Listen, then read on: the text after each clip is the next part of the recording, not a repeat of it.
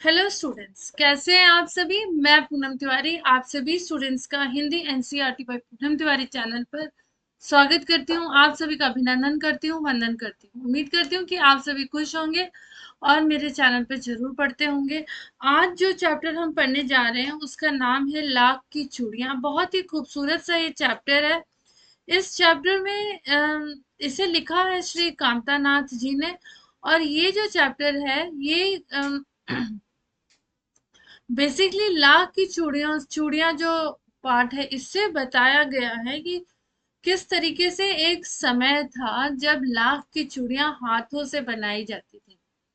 लेकिन जैसे जैसे उद्योगीकरण आने लगा और मशीनीकरण होने लगा, तो उसके वजह से क्या हुआ कि मशीन आ गई तो मशीनों ने हमारे जो काम को करने, हम हाथ से काम जब करते थे तो उस काम को करने में 10 से 20 दिन जो लगते थे, अब मशीन से वो एक दिन में ही हो जाते थे। इससे मशीनों के आने से हमारा समय तो बचा, लेकिन साथ में जिन लोगों का व्यवसाय उनके हाथों से जुड़ा था, उनका व्यवसाय क्या हुआ, ठप पड़ गया, बंद हो गया। अब उस वो इंसान तो बेरोजगार हुआ, साथ में उसके परिवार ने उसको सफर किया, उस चीज का परिणाम उनके परिवार ने भोगा कि भूखमरी से घर में हालत खराब हो गई। इसी बात को समझाने के लिए लेखक ने इस लाख की चूड़ियां में बहुत सुंदर सी कहानी हमारे सामने रखी है और उसके जरिए बताया है कि मशीनों के आने से फायदा कितना होता है और नुकसान किस लेवल पर हुआ। तो सारे गांव में बल्लू मुझे सबसे अच्छा आदमी लगता था, क्योंकि वह मुझे सुंदर सुंदर लाख की गोलियां बना कर देता था। मुझे अपने मामा के गांव जाने का सबसे बड़ा चाव यही था कि जब मैं वहां से लौटता था तो मेरे पास ढेर सारी गोलियां होती, रंग बिरंगी गोलियां जो किसी भी बच्चे का मन मोह ले। वैसे तो मेरे मामा के गांव का होने के कारण मुझे बदलू मामा कहना चाहिए था, परंतु मैं उसे बदलू मामा न कहकर बदलू काका कहा करता था, जैसा कि ये गांव के सभी बच्चे उसे कहा करते थे। बदलू का मकान कुछ ऊंचे पर बना था। तो अभी ये लेखक बता रहे हैं एक इंसान के बारे में, बदलू के बारे में, जो उनके मामा के गांव में था। अब वो उनके मामा का गांव था तो उसे वहां के लोगों को मामा कहना चाहिए था, लेकिन वो मामा न कहकर वो उसे काका कहते हैं। तो ये बदलू काका की कहानी है। लेखक के सामने बड़ा सा सहन था, जिसमें एक बड़ा सा महल था या घर था। पुराना नीम का वृक्ष लगा था। ये एक्चुअली आंगन होगा, मकान के सामने एक आंगन था जिसमें पुराना नीम का वृक्ष लगा था। उसी के नीचे बैठकर बदलू अपना काम किया करता था। बगल में भट्टी दहकती रहती जिसमें वह लाख को पिघलाया करता। सामने एक लकड़ी की चौखट पड़ी रहती जिस पर लाख के मुलायम होने पर उसे सलाख के सामने समान पतला करके चूड़ी का आकार दिया जाता था। अब ये बता रहे हैं लेखक कि किस तरीके से बदलू का घर था और वो किस तरीके से लाख का वो घर में ही अपने काम करता था, जैसे कि वर्क फ्रॉम होम करता था वो। पास में पांच छह विभिन्न आकार की बेलन नुमा मुगेरियां रखी रहती, जो आगे से कुछ पतली और पीछे से मोटी होती।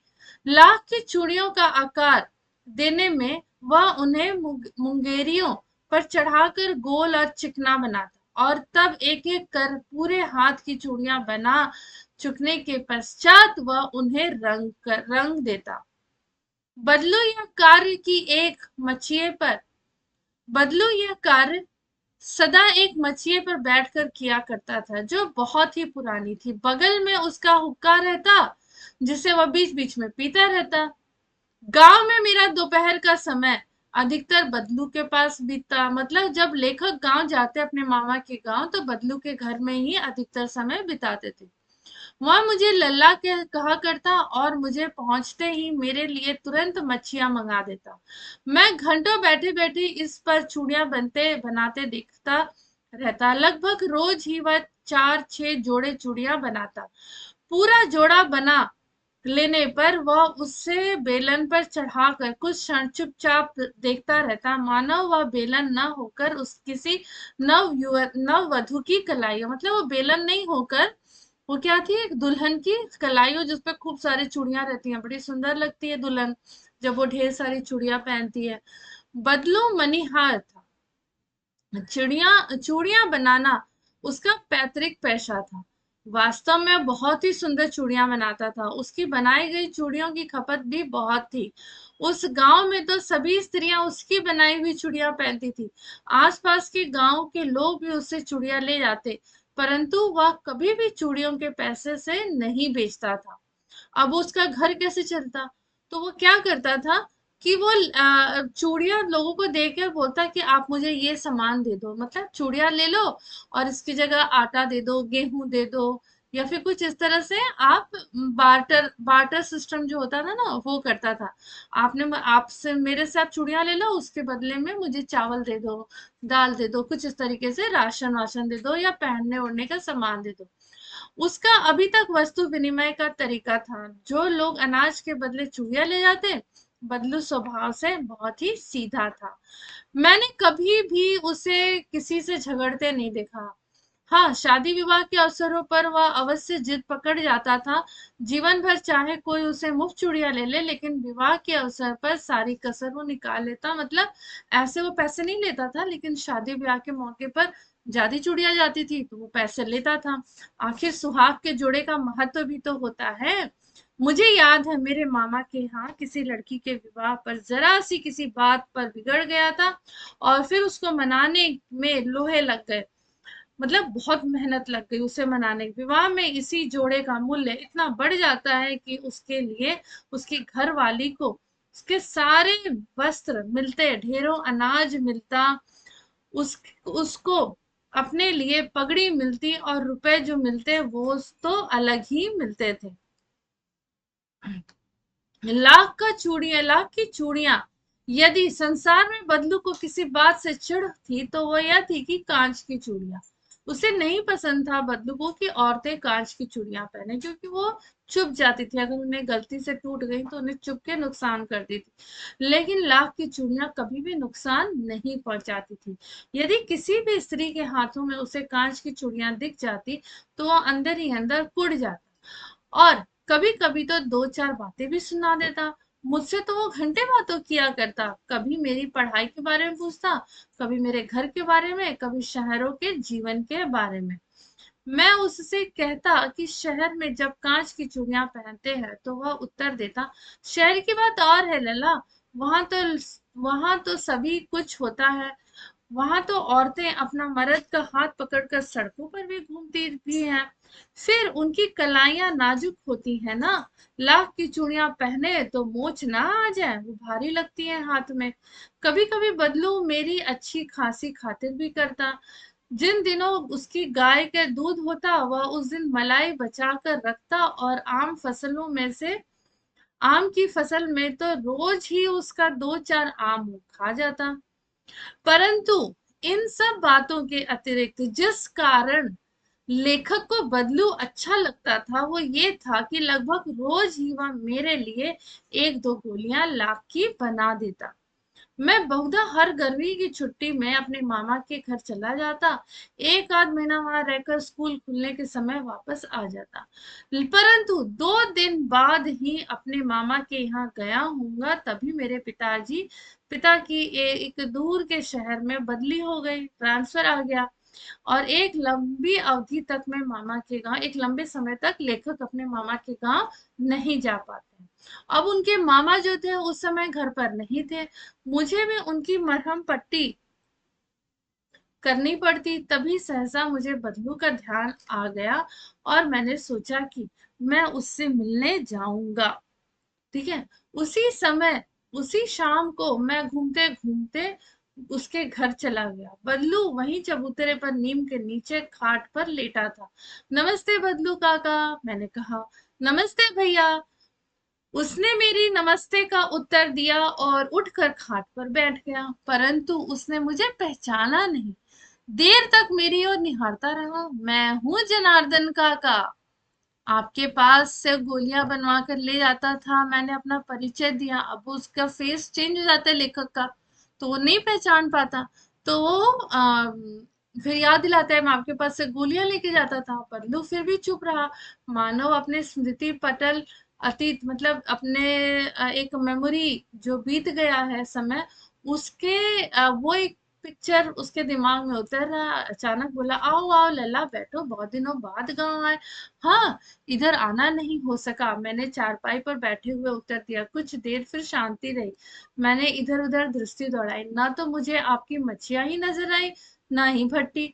आजकल काम नहीं करते काका, मैंने पूछा। नहीं लल्ला, काम तो कई सालों से बंद हो गया। मेरी बनाई हुई चूड़ियां कोई नहीं पूछता, कोई पूछे तब तो। गांव गांव में कांच का प्रसार हो रहा है।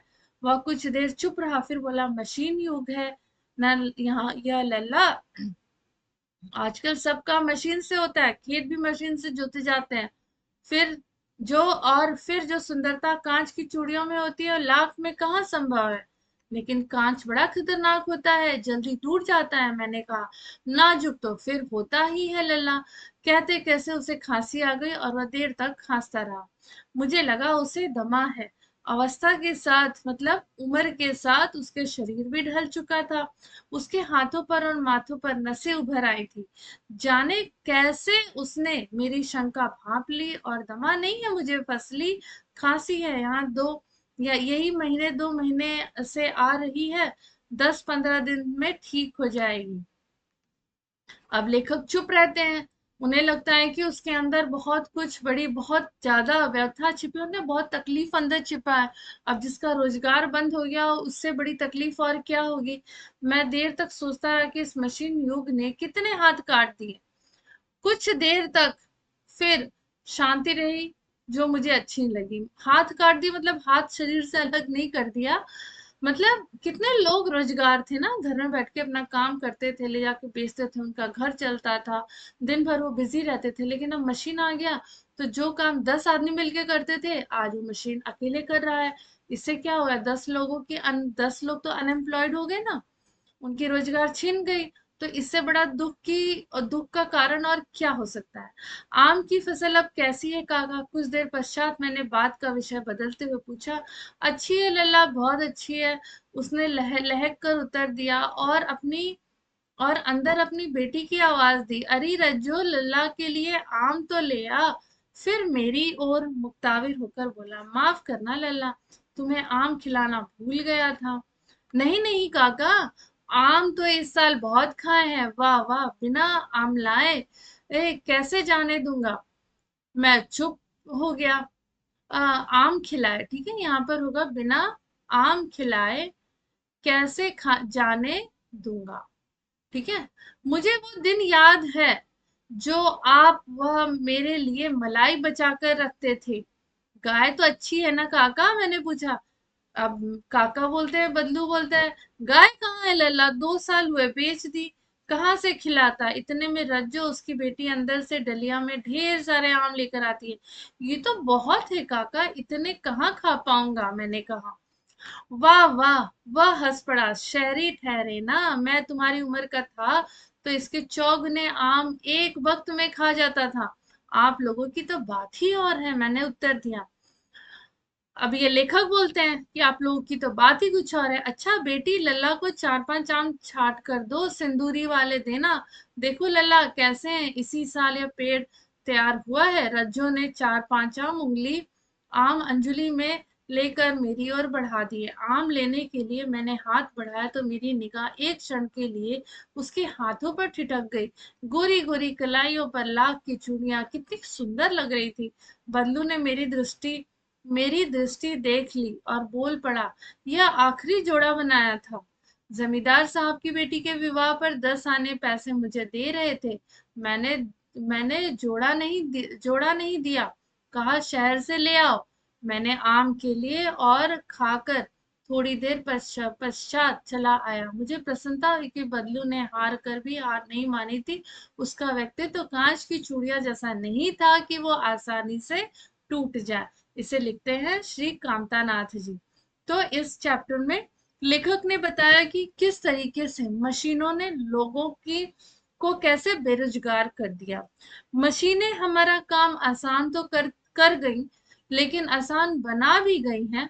लेकिन उसमें जो एम्प्लॉयड लोग थे, जो उसको करने के लिए जो लोग वहां पर लगे हुए थे, उनसे वो काम तो छिन गया।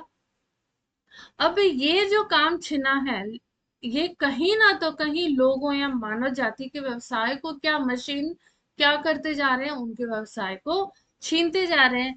एक इंसान का जो काम समाप्त हुआ, जो मशीन ने ले लिया, तो एक इंसान का काम समाप्त होना मतलब एक इंसान बेरोजगार होना। एक इंसान यहाँ पर बेरोजगार नहीं हो रहा, उसके साथ उसके घर के परिवार के जो लोग हैं, उनकी आशा कि इस महीने पैसे आएंगे तो हम ये खरीदेंगे वो खरीदेंगे, वो सारी क्या है, वो ठप पड़ जाती है, खत्म हो जाती है। और परिवार भूखमरी को के कगार पर पहुंच जाता है।